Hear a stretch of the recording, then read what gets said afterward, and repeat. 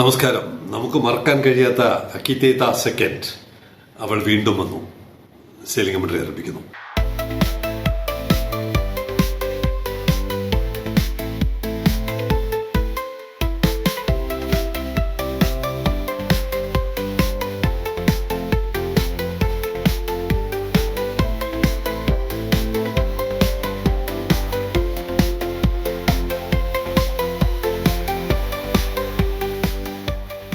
നമ്മുടെ തുറമുഖം യാഥാർത്ഥ്യമായതോടുകൂടി നമ്മുടെ കാഴ്ചപ്പാടുകളിൽ വരേണ്ട മാറ്റം ലോകം നമുക്ക് പഠിപ്പിച്ചു തരികയാണ്. അക്കിതേത വീണ്ടും വരുമ്പോൾ രണ്ടാമത്തെ പ്രാവശ്യമാണ്. അറസ്റ്റ് കഴിഞ്ഞിട്ട് ജനുവരി 24 ഇവിടെ ഒരു കപട ഉദ്ഘാടനം നടക്കുമ്പോൾ ഒരു വാശി തീർക്കും പോലെ അക്കിതേത ഇവിടെ വന്നിരുന്നു. ഇപ്പോൾ വീണ്ടും വന്നു. ഗംഗാവരം പോർട്ടിൽ നിന്നാണെന്ന് തോന്നുന്നു ഇപ്പോൾ വന്നിരിക്കുന്നത്. രണ്ടാമത്തെ തവണയാണ്. ഈ അറസ്റ്റ് കഴിഞ്ഞിട്ട് രണ്ടാമത്തെ തവണ ഇവിടെ വരുമ്പോൾ ഈ അറസ്റ്റ് എന്ന് പറയുന്നത് ലോകത്ത് എവിടെയെങ്കിലും നടപ്പുള്ള ഒരു കാര്യമാണോ എന്നുള്ളതാണ് നമ്മൾ അന്വേഷിക്കുന്നത്. 25/5/25 എൽസ 3 മുങ്ങുന്നത്. കൃത്യം 45ാമത്തെ ദിവസം അക്കിതേത അറസ്റ്റിലാവുന്നു. സമാന സാഹചര്യത്തിൽ എൽസ 3യുടെ സമാന സാഹചര്യത്തിലാണ് സീലോയിഡ് ആർക്ക് എന്ന് പറയുന്ന കപ്പൽ തായ്ലൻഡ് കടലിൽ മുങ്ങിയത്. നേരത്തെ സെയിലിംഗ് കമന്ററി റിപ്പോർട്ട് ചെയ്തിട്ടുണ്ട്. അവിടെ എന്തെങ്കിലും നടപടി ഗവൺമെന്റ് അത് സംബന്ധിച്ച് സ്വീകരിച്ചിട്ടുണ്ടോ എന്നുള്ളത് there haven't been any reports of vessel arrest directly connected to the Sealoid Ark sinking incident. ഏകദേശം ഇപ്പോൾ 63 ദിവസമായി യാതൊരു അറസ്റ്റും അവിടെ രേഖപ്പെടുത്തിയിട്ടില്ല. ദ ഫോക്കസ് ഹാസ് ബീൻ, അവരുടെ ശ്രദ്ധ എന്താണ്? എന്തിലാണ് അവരുടെ ശ്രദ്ധ? വെറുതെ കപ്പൽ പിടിച്ചിടുന്നതിലല്ല അവരുടെ ശ്രദ്ധ. The focus has been on rescue operations, environmental protection and investigating the cause of the sinking. അപ്പോ ഈ തരത്തിലുണ്ടായ ഒരു അപകടത്തിന്റെ കാരണം എന്താണെന്ന് കണ്ടുപിടിക്കലാണ് അവരുടെ ശ്രദ്ധ. അതിലൂടെ ഉണ്ടായ പൊല്യൂഷൻ പരിഹരിക്കൽ തുടങ്ങിയ വിഷയങ്ങളാണ് അവർ ശ്രദ്ധിക്കുന്നത്. എടുത്തുപിടിച്ച് അവരൊരു അറസ്റ്റിന് ഇതുവരെയും തുനിഞ്ഞിട്ടില്ല എന്ന് 63 ദിവസം കഴിയുമ്പോഴും നമുക്ക് ബോധ്യമാകുന്നു. അവിടെയും തീരുന്നില്ല വിഷയം. അന്തർദേശീയ വിഷയങ്ങൾ പഠിക്കണം. വെറുതെ ഒരാൾ മുഖ്യമന്ത്രിയായിരിക്കുക, ഒരു ഭരണത്തെ നയിക്കുക, അത് മാത്രമല്ല ചെയ്യേണ്ടത്. ഓരോ വിഷയങ്ങളും എന്തുമാത്രം ഭരണ നൈപുണ്യം വേണം. അത്തരത്തിൽ ഒരു മിടുക്ക് ശ്രീ പിണറായി വിജയൻ കാണിച്ചിട്ടില്ല എന്നുള്ളതിന്റെ തെളിവാണ് കപ്പലിന് ഏകദേശം 60-65 ദിവസത്തോളം ഇവിടെ അറസ്റ്റ് ചെയ്തിട്ടിരുന്നത്. മറ്റൊരു ഇൻസിഡന്റ് കൂടി അത് കഴിഞ്ഞ് നമുക്ക് പഠിക്കുവാനുണ്ട്.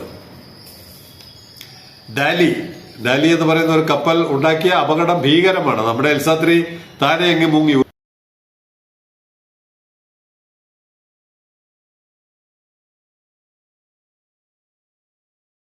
Shipping through the port of Baltimore, അമേരിക്കയിലാണ്, വാസ് ടെമ്പററിലി ഹോൾട്ടഡ്. ഒരു പോർട്ടിന്റെ പ്രവർത്തനം തന്നെ നിലച്ചു. Temporarily halted. Thousands of workers were affected. ആയിരക്കണക്കിന് തൊഴിലാളികളെ അവരുടെ തൊഴിലിൽ ബുദ്ധിമുട്ടുണ്ടാക്കി. And more than 34,000 vehicles per day. ആ പാലത്തിലൂടെ കടന്നുപോയിക്കൊണ്ടിരുന്ന 34,000 വാഹനങ്ങൾ മാറ്റിവിടേണ്ടി വന്നു. were forced onto detour routes straining surrounding communities. ഒരുപാട് പേർക്ക്, പരിസരത്തുള്ള നിരവധി ആളുകൾക്ക് ബുദ്ധിമുട്ടുണ്ടാകുന്ന തരത്തിൽ നടന്നൊരു അപകടത്തിൽ ഇന്ന് വരെ ആ കപ്പൽ കമ്പനിക്ക് നിരവധി കപ്പലുകളുണ്ട്. ഒരൊറ്റ കപ്പലിനെ പോലും അറസ്റ്റ് ചെയ്തിട്ടില്ല. അവിടെയും കോടതിയും നിയമങ്ങളും വ്യവഹാരങ്ങളും ഒക്കെ നമ്മളെക്കാൾ ശക്തമായിട്ടുണ്ട്. അത് അവിടെ നടക്കുകയും ചെയ്യുന്നുണ്ട്. അതിന്റെ ഒരു സെറ്റിൽമെന്റ് ആയ സാഹചര്യം കൂടിയാണ് ഇപ്പോൾ. മേരിലാൻഡ് എന്ന് പറഞ്ഞ സ്റ്റേറ്റ് ആണ് ഈ ബാൾട്ടിമോർ പോർട്ടിന്റെ ആസ്ഥാനം. സ്റ്റേറ്റ് ആണ്. Maryland has reached a settlement in principle with the owner and operator of the container ship Dali. അവരുമായിട്ട് വളരെ ഒരു സമവായത്തിലെത്തി.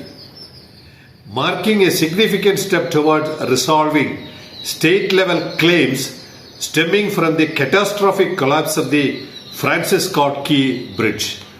ഒരു ബ്രിഡ്ജ് തന്നെ തകർന്നു പോയി. കറ്റാസ്ട്രോഫിക് കൊളാപ്സ് എന്നാണ് പറയുന്നത്. ഒരു ഭയങ്കര ദുരന്തമാണ്. 6 പേർ മരണപ്പെട്ടു. അങ്ങനെയുള്ള ഒരു അപകടത്തിൽ പോലും ഒരു കപ്പലിനെയും അവർ അറസ്റ്റ് ചെയ്തില്ലെന്ന് മാത്രമല്ല, 2 മാസത്തിനുള്ളിൽ ഈ കപ്പലിന്, ഡാലി എന്ന് പറയുന്ന കപ്പലിന്, അവിടെ നിന്ന് ഈ ബാൾട്ടിമോർ പോർട്ടിൽ നിന്ന് ശ്രീലങ്കൻ പോർട്ടിലോട്ട് യാത്ര ചെയ്യുമ്പോഴായിരുന്നു ഈ അപകടം. അപ്പോൾ ആ കപ്പലിന് 2 മാസം കഴിയുമ്പോൾ റിലീസ് ചെയ്യുകയും ചെയ്തു. ഇപ്പൊ ഞാൻ നോക്കുമ്പോൾ ഏകദേശം ചൈനയുടെ ഭാഗത്താണ് ഇപ്പോൾ ഉള്ളത്. ജിൻഡാങ് പോർട്ടിൽ നിന്ന് നിങ്ബോയിലോട്ടുള്ള യാത്രയാണ് ഇപ്പോൾ നമ്മൾ നോക്കുമ്പോൾ ഡാലിയെ കാണുന്നത്. അനൗൺസ് ദി എഗ്രിമെന്റ്, എങ്ങനെയാണ് അവരുടെ ധാരണ എത്തിയിരിക്കുന്നത്? Announce the agreement Wednesday with Grace Ocean private limited.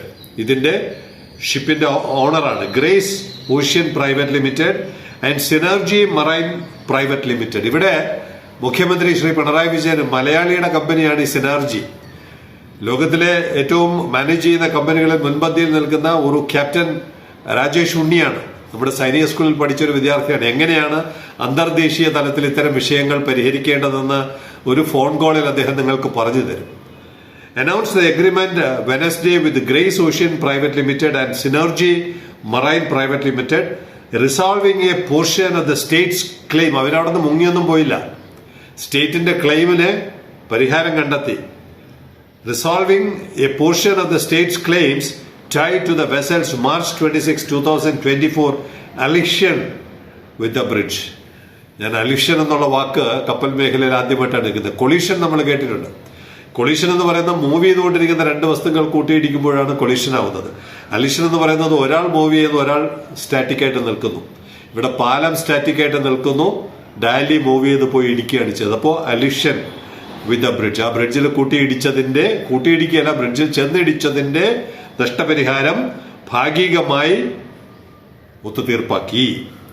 മേരിലാൻഡ്സ് lawsuit filed in federal court in September 2024, ഇപ്പൊ 26 ആയി. Alleged negligence, mismanagement and the operation of an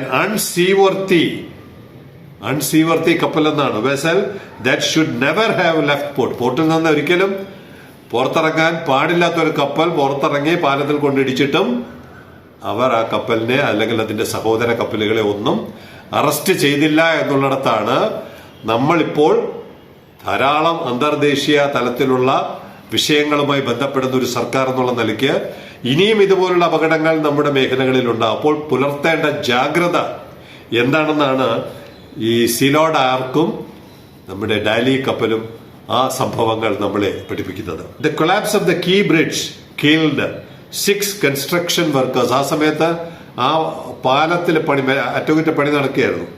killed 6 construction workers and triggered one of the most disruptive maritime infrastructure failures in recent US history.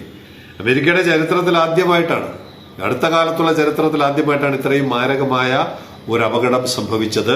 അങ്ങനെ ഒരു അപകടം സംഭവിച്ചപ്പോഴും അവർ വളരെ മിതത്വത്തോടെ, വളരെ നയതന്ത്രത്തോടെ, കാരണം എന്താണ്, കടലും കപ്പൽ വ്യാപാരവും ഒക്കെ അവർക്ക് വളരെ പ്രധാനമാണ്.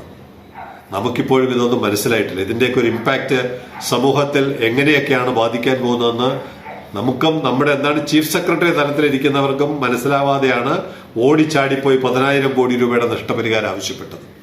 അപ്പൊ ഇനിയെങ്കിലും സമചിത്തതയോടെ അന്താരാഷ്ട്ര നിയമങ്ങൾ, അന്താരാഷ്ട്ര കീഴ്വഴക്കങ്ങൾ ഇത്തരം കാര്യങ്ങളിൽ എങ്ങനെയാണെന്ന് മനസ്സിലാക്കിക്കൊണ്ട് വേണം നടപടികൾ സ്വീകരിക്കേണ്ടത് എന്നുള്ളതാണ് പുതിയ കാലം നമ്മളോട് ആവശ്യപ്പെടുന്നത്.